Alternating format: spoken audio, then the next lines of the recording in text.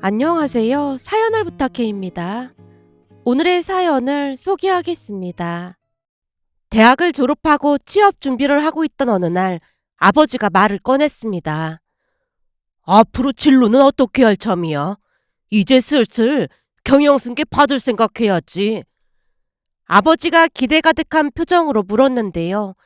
아무래도 동생은 사진작가를 한다며 카메라 하나를 들고 이리저리 여행 다니기 바빴기에 아버지 입장에서는 제게 기대가 큰 것 같았습니다. 그랬기에 대학도 아버지가 원하던 경영학과에 들어갔으니까요. 부모님 말씀에 토를 다는 동생과는 달리 저는 워낙 두 분 뜻을 잘 따르는 편이었기에 더욱더 기대를 하지 않았나 싶었습니다. 하지만 저는 아버지 회사에 들어갈 생각은 추호도 없었기에 제가 어렵게 말을 꺼냈습니다. 아버지, 사실은 제가 꼭 들어가고 싶은 회사가 있습니다. 그래서 열심히 준비하고 있고요. 그 회사에 들어가서 일을 배워보고 싶습니다. 혹시 그때 말한 그 땡땡 기업을 말하는 거냐?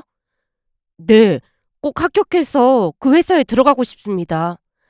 라는 말에 아버지 얼굴에 만감이 교차하고 있었는데요. 평생을 피땀 흘려 일으켜 세운 당신 회사가 아닌 대기업에 꼭 들어가고 싶다는 말에 약간은 서운해하는 듯해 보였습니다. 제 말에 잠시 입을 다물고 생각에 잠겨있던 아버지가 다시 입을 뗐어요. 그 회사가 그리도 가고 싶은 게야? 네, 꼭 들어가서 일해보고 싶은 회사예요. 평소와는 다르게 제가 확고한 목소리로 대답을 하자 아버지도 포기한 모양으로 긴 한숨을 내쉬다 말했습니다. 네 생각이 그렇다면야 어쩔 수 없는 일 아니겠냐? 우선 그 회사에 들어가서 일 좀 배우고 경영승계 받는 것도 나쁠 건 없겠지. 근데 내가 이런 말 물어보기 좀 그렇긴 한데 혹시 아버지 회사가 창피하고 그래서 그런 건 아닌 거지? 네? 절대 아니에요. 아버지께서 평생을 일군 회사인데 그럴 리가 없잖아요. 그럼 됐다. 그 대기업에 입사해서 네 능력을 키워보는 것도 나쁘지 않지. 근데 너도 알다시피 그 회사에 들어가는 게 하늘의 별 따기만큼 힘들다고 하니까 열심히 준비해야 할 거야. 라는 아버지 말에 제가 크게 고개를 끄덕였습니다. 그 뒤 저는 열심히 준비를 해서 원하고 원하던 회사에 입사를 했고 부모님도 진심으로 기뻐해 주셨어요. 하지만 취업을 하고 얼마 뒤 회사를 나올 수밖에 없었는데요. 전혀 생각지도 못했던 일이 일어났거든요. 그러니까 제가 아버지 회사에 등기 임원으로 등재되어 있다는 사실을 잊고 있었고 얼마 다니지도 못한 채 퇴사를 하게 됐습니다. 대부분의 회사에서는 이중 취업이 허용되지 않았기에 당연한 결과였습니다. 회사를 퇴사하게 됐다는 말에 아버지가 표정을 감춘 뒤 말을 꺼냈어요. 그 회사에 입사할 정도면 실력은 인정된 거나 마찬가지니까 이젠 아버지 회사에 들어와서 열심히 일을 배우면 되겠구나. 그 회사에서 진짜 열심히 일 배워보고 싶었는데 아쉽네요. 아쉽기야 하겠지만 어쩔 수 없는 일 아니겠어. 그럼 아버지 회사에 들어와서 일 배우는 걸로 알고 있으마.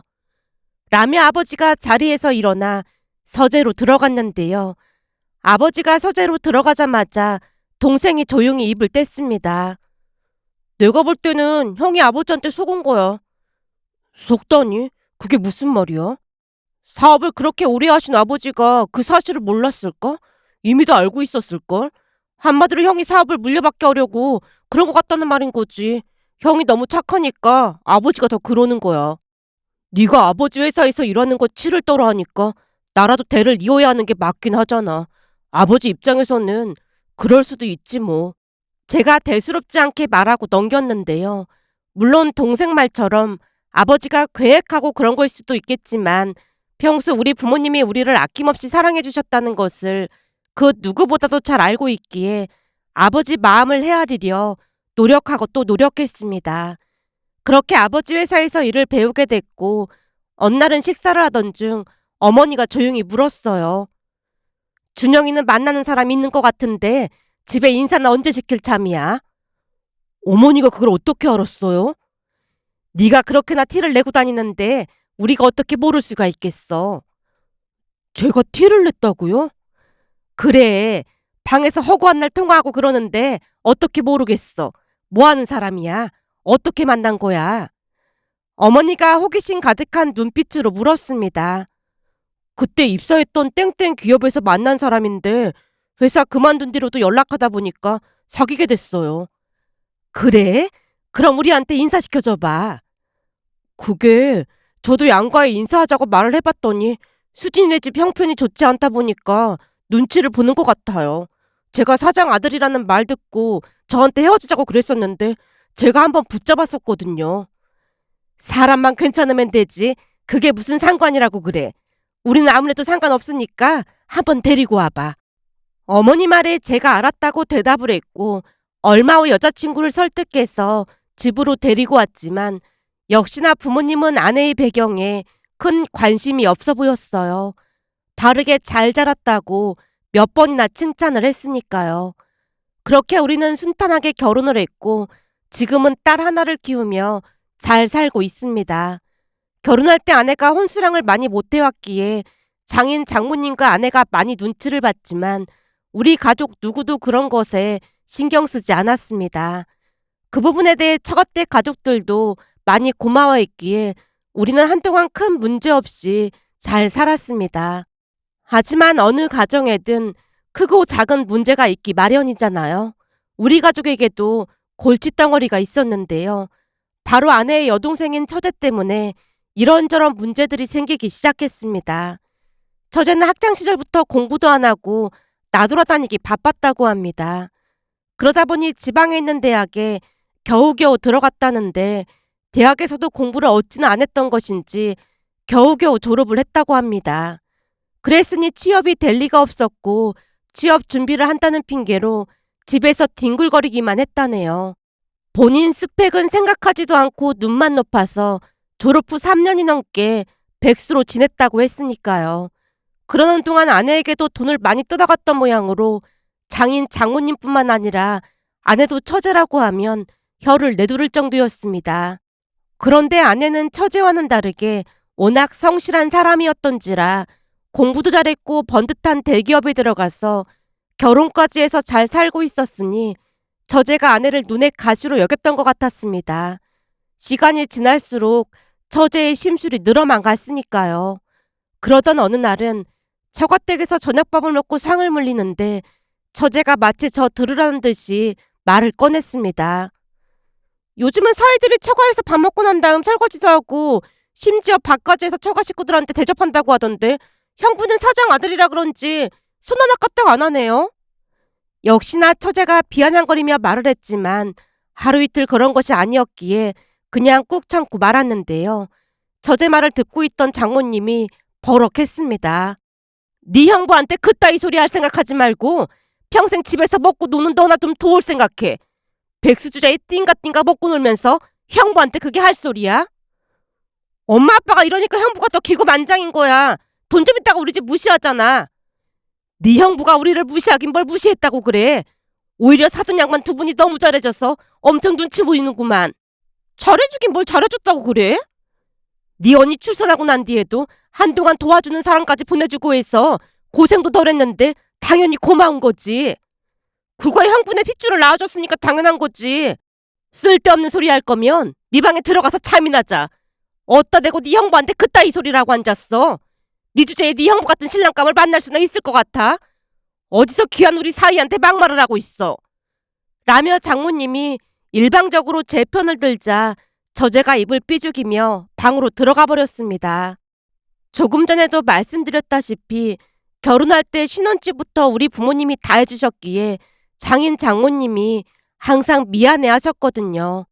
우리가 결혼할 무렵 장인어른이 운영하시던 가게 상황이 좋지 않아서 여러모로 힘들어 하실 때라 우리 부모님께 몇 번이나 죄송하다는 말을 했지만 우리 부모님은 그런 게 무슨 문제가 되겠냐며 두 분을 안심시켰습니다. 거기다 처제가 제게 불만이 많았던 이유가 있었는데요. 결혼 전 처제가 제게 전화로 물었어요. 형부, 이제 곧 우리 언니랑 결혼하니까 우리가 가족이나 마찬가지잖아요? 그렇지. 결혼하니까 가족이 되는 거지. 근데 그건 왜 묻는 거야? 그래서 말인데 가족끼리는 서로 돕고 도우면서 살아야 하는 거잖아요. 그렇긴 하지. 가족이라는 단어를 특히나 강조해서 말하던 처제가 무슨 말을 할까 걱정이 앞섰기에 제가 걱정 가득한 목소리로 대꾸했는데요. 처제 입에서 기가 막힌 말이 터져나왔습니다. 그래서 말인데 언니 말이 결혼하게 되면 형부가 차를 바꿀 거라고 했다면서요? 어? 그렇지. 지금 타는 차는 좀 불편할 것 같아서 나중에 수진이가 출산하고 나면 좀 편한 차로 바꿀까 생각 중이었어. 그럼 지금 타던 차 저 주시면 안 될까요? 어차피 중고로 팔면 제값도 못 받을 텐데 그냥 저 주시면 좋잖아요. 우리가 남도 아니고 형부 처제 사이인데 덜 아깝지 않을까요? 그러니까 지금 내가 타고 있는 차를 달란 말이야? 네, 저도 좋은 차 한번 타보고 싶어서요. 형부야 부모 잘 만나서 그런 차 그냥 탈 수 있겠지만 저는 부모 복이 없어서 지질이 궁장으로 살고 있잖아요. 그러니 저도 돈 많은 형부 덕 좀 보면 좋잖아요. 라며 처제가 아무렇지도 않게 말하는 모습에 순간 어이가 없어서 말문이 막히고 말았는데요. 그때 당시 제가 타던 차가 아버지 차를 물려받았던 거였기에 꽤 고가의 차였거든요. 그런 차를 그냥 공짜로 달라는 것도 어이가 없었지만 그 차를 유지하는 데 들어가는 비용은 어떻게 할 것인지 궁금해지기 시작했고 제가 조용히 물었습니다. 저제가 운전을 오래 한 것도 아니고 장롱 면허에다가 차를 유지하려면 비용도 꽤 드는데 그걸 어떻게 감당할 생각인데? 그거야 보험이랑은 형부가 내줄 거고 기름값 정도만 제가 책임지면 되지 않을까요? 저제가 너무나도 당당히 말하는 모습에 제가 딱 잘라서 거절을 했습니다. 앞으로 어떤 일이 일어날지 불을 보듯 뻔해 보였으니까요. 그 일로 저뿐만 아니라 아내에게도 어찌나 달달 볶아댔던지 아내랑도 한바탕 한 걸로 알고 있습니다. 하지만 저는 차를 줄 생각에 추후도 없었기에 몇 번이나 거절을 했고 그 뒤부터 처제가 앙심을 품기 시작했던 것 같습니다. 그랬기에 그날도 역시나 시비를 거는 거구나 싶어서 아무렇지도 않은 듯 넘기고 말았습니다. 그렇게 또다시 바쁜 하루하루를 보내고 있었는데요. 아버지가 운영하는 회사는 식료품을 생산하는 회사로 직원이 100명가량 되는 회사이고 저는 그곳에서 영업부 업무 총괄을 하고 있습니다. 평소 사람 대하는 것을 꺼려한다는 걸 잘 알고 있던 아버지가 일부러 저를 영업부로 발령을 냈는데요. 아버지는 항상 사업의 기본은 인간관계라는 말을 입에 달고 사셨거든요. 그랬기에 저를 영업부서로 발령을 냈고 처음 한동안은 대기업을 돌아다니면서 나쁜 계약을 따내는 것이 여간 어려운 일이 아니었습니다. 하지만 자리가 사람을 만든다고 했던가요? 이를 악물고 노력을 하자 한 3년 정도가 지나고 난 뒤부터는 성격도 서글서글해지고 낯짝도 많이 두꺼워져서 웬만한 농담도 받아칠 줄 아는 능구렁이가 되어갔습니다. 그러던 어느 날은 거래처 영업을 나가기 전 잠깐 회사에 들렀는데요. 그날따라 신입사원 오리엔테이션이 있는 날이었고 우연히 교육자 명단을 확인하던 순간 익숙한 이름이 눈에 띄었습니다. 김수영? 우리 처제 이름이랑 똑같은데 설마 같은 사람은 아니겠지? 라며 대수롭지 않게 여기고 말았는데요. 오후에 외근을 마치고 회사에 들어와서 서류 정리를 하고 있던 중 신입사원들이 모든 부서를 돌면서 인사를 하고 있었습니다. 그런데 그 사이에 처제가 끼어있는 게 아니겠어요? 잘못 본 줄 알았던 사람이 처제가 맞았던 것이죠.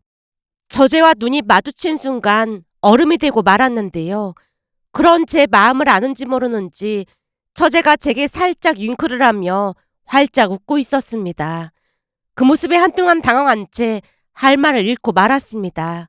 나중에 알고 봤더니 우리에게 한마디 상의도 없이 우리 회사에 이력서를 냈다고 합니다. 우리 몰래 아버지에게 전화까지 해서 부탁을 했다네요.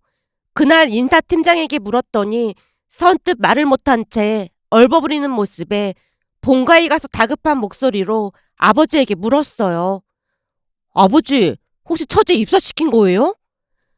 사돈 처녀가 열심히 일하겠다고 회사까지 찾아와서 부탁을 하는데 그냥 나몰라라 할 순 없잖아. 그런 식으로 사람을 채용하는 것 자체가 말도 안 되는 거잖아요. 처제는 스펙도 안 되는데 그럼 처제 때문에 능력 있는 다른 사람이 떨어진 거나 마찬가지잖아요. 그건 걱정할 필요 없어. 그것까지 감안해서 한 명 더 채용한 거니까. 평소 아버지답지 않게 왜 이러시는 거예요? 제가 불만 가득한 목소리로 물었지만 아버지가 단호한 목소리로 대답했습니다. 인사팀장이랑 내가 알아서 한 건데 네가 왜 왈가왈부하고 난리야. 넌 네 일이나 똑바로 할 생각해. 라는 말을 하고 아버지가 서재로 들어가 버렸습니다. 그 모습에 제가 긴 한숨을 내쉬고 있자 어머니도 저를 설득했어요. 네 아버지한테 들어보니까 사돈처녀가 열심히 하겠다고 부탁을 했다잖니. 설마 그런 사람이 일을 설렁설렁 하겠어? 그러니까 한번 믿고 지켜봐줘.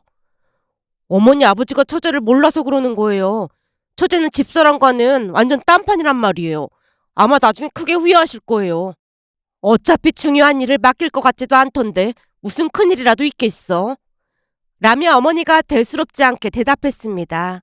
그날 집에 들어가서 아내에게 사실대로 말을 했더니 아내도 펄쩍펄쩍 뛰고 난리도 아니었어요. 얘가 미쳐도 보통 미친 게 아니구나. 내가 쫓아가서 당장 그만두라고 할게. 아니야. 이미 입사 처리됐는데 우선은 그냥 지켜보자고. 그래도 이건 진짜 아니지. 창피해서 어머님 아버님 얼굴 못 보겠다. 아내가 우려 섞인 표정으로 눈물까지 글썽였습니다.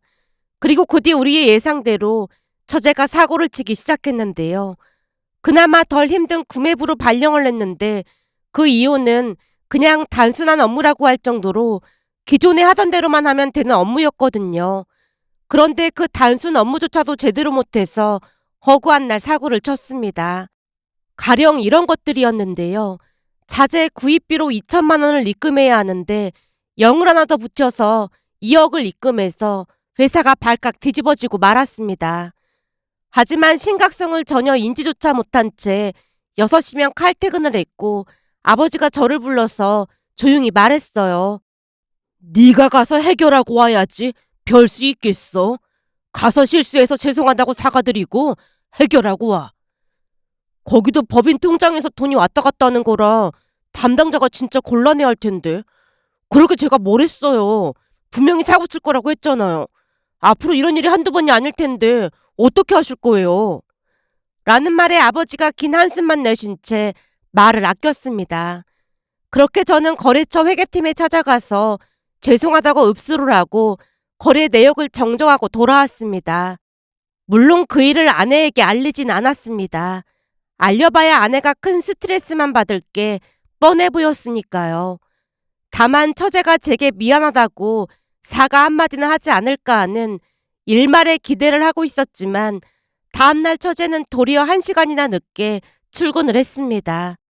직원들이 다들 수군거리며 힐끔거렸지만 당당히 자리에 앉는 모습을 보며 제가 조용히 데리고 나가서 말했어요.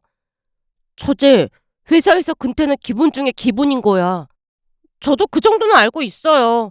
제가 일부러 그런 게 아니라 아침에 일찍 일어났다가 깜빡 다시 잠이 든 거 있죠. 앞으로는 조심할게요. 그러니까 너무 빡빡하게 그러지 마세요. 내가 빡빡하게 그러는 게 아니라 어제만 해도 그래. 처제가 사고 친 거 수습하느라 내가 거래처 찾아가서 얼마나 읍수하다 돌아왔는지 알기나 해? 그런 실수라면 어쩌자는 거야? 알았어요. 내가 일부러 그런 것도 아니고 진짜 너무하는 거 아니에요? 형부, 지금 사장 아들이라고 저 무시하는 거예요?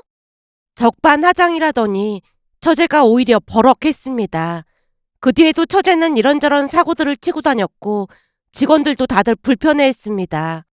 결국 제가 다시 처제를 붙들고 따끔하게 한 소리를 했는데요. 그날 집에 가서 장인 장모님께 울면서 하소연을 했던 모양인지 다음날 장모님이 찾아와서 미안한 듯 말했습니다. 내가 보니 괜시레 민폐만 끼치고 있는 것 같은데 자네가 사돈 양반한테 잘 좀 말해서 잘라버리라고 하게나. 네? 그게 무슨 말씀이세요? 무슨 말이긴 뭐가 무슨 말이야. 우리 딸 수영이 말하는 거지. 내가 보니 인간되게 글러먹은 것 같은데 당장 자르란 말이야. 내가 그 인간 때문에 발 뻗고 찰 수가 없다니까. 그러니까 얼른 내보내라고 하게나. 라며 장모님이 간절한 표정으로 제게 부탁까지 했습니다. 장모님이 얼마나 마음고생을 하고 계신지 한눈에 알 수가 있었기에 그날 바로 아버지께 말씀을 드렸는데요. 아버지가 조용히 대답했습니다. 회사가 장난도 아니고 직원을 그렇게 막 해고시키는 건 말이 안 되는 거지. 나는 원칙대로만 할 테니까 그렇게 알고 있어. 라는 말만을 할 뿐이었습니다. 그렇게 한 3개월 정도가 지나갔고 그러는 동안에도 크고 작은 사건이 참 많았지만 그나마 수습이 가능했던 일들이었기에 그냥 넘기고 말았어요. 그러던 어느 날 결국 회사가 발칵 뒤집어졌는데요. 거래처를 돌고 회사에 복귀를 했더니 직원 한 명이 저를 데리고 탕비실로 가더니 조용히 말했습니다. 저기 김수영 씨 때문에 지금 난리 났어요. 김수영 씨 때문이라뇨? 또 무슨 사고를 친 거예요? 잘 아시다시피 사장님께서 갑질 그런 거 엄청 싫어하시잖아요. 당연하죠. 근데 설마 김수영 씨가 갑질을 했단 말이에요? 대체 누구한테 갑질을 했다는 말이에요? 그게 구내식당 이모님한테 막말을 했던 모양이에요. 네? 구내식당 이모님한테 막말을 왜 해요? 제 말에 직원이 있었던 일을 이야기해 줬는데요. 우리 회사에는 직원 식당이 따로 있는데 그곳에서 일하시는 분들을 직원들이 이모님이라고 부르고 있습니다. 아버지는 한 번 맺은 인연을 소중히 여기는 분이셨고 큰 문제가 있지 않는 한 끝까지 함께 하셨어요. 한마디로 그게 어떤 업무이든 본인이 원해서 퇴사를 하기 전까지는 절대 먼저 내보내는 일이 없었습니다. 한 번은 직원 식당에서 일하는 이모님이 집안에 일이 생겨서 한동안 회사를 못 나오실 것 같다며 사표를 냈는데 아버지가 직접 사장실로 불러서 말을 했습니다. 사표 수리는 하지 않겠습니다. 사장님, 제 얘기를 못 들으셨나 본데 제가 지금 일을 계속할 처지가 아닙니다. 아니요. 아드님이 아파서 회사 그만두신다는 소리 전부 다 들었습니다. 아드님 치료 끝나고 않게 되면 그때 다시 돌아오시라 그 말입니다. 그럼 그때까지 나머지 사람들이 힘들어서 안 될 텐데요. 그러지 마시고 빨리 사람 구하셔야 합니다. 글쎄 그건 우리가 알아서 할 테니까 아드님 건강 회복되면 다시 나오세요. 사람 인연이라는 게 그렇게 간단한 게 아니지 않습니까? 라는 아버지 말에 식당 이모님이 눈물까지 쏟으셨는데요. 아들이 암이라는 소리에 급히 회사를 그만둘 생각을 했지만 당장 병원비부터 이런저런 고민이 많았다고 했으니까요. 물론 아버지가 병원비도 지원해 주셨고 이모님이 돌아오실 때까지 어머니가 나가서 식당 일을 돕기도 했는데요. 어머니도 아버지와 생각이 같은 분이신지라 어려운 사람을 보면 그냥 넘기질 못했으니까요. 참 신기했던 것이 그 식당 이모님이 자리를 비우는 동안 어머니가 직원 식당에서 이모님들과 함께 일을 했지만 식당 이모님들과 트러블 하나 없이 잘 지냈습니다. 그리고 그런 모든 것이 직원들에게 본보기가 됐는데요. 그 일을 계기로 만약 어려운 일이 생기면 회사가 나몰라라 하지 않고 도와줄 것이라는 생각이 직원들 사이에 자리 잡게 된 것 같았습니다. 그 바람에 직원들이 더욱 열심히 일한 건 말할 것도 없었고요. 다행히 그 식당 이모님 아들은 수술과 항암 치료를 잘 끝냈고 시간이 지나 다시 출근을 했는데요. 직원들이 그렇게나 좋아할 수가 없었습니다. 그런 와중에 처제가 식당 이모님에게 갑질을 했다는 건 어마어마한 사건이 아닐 수 없었습니다.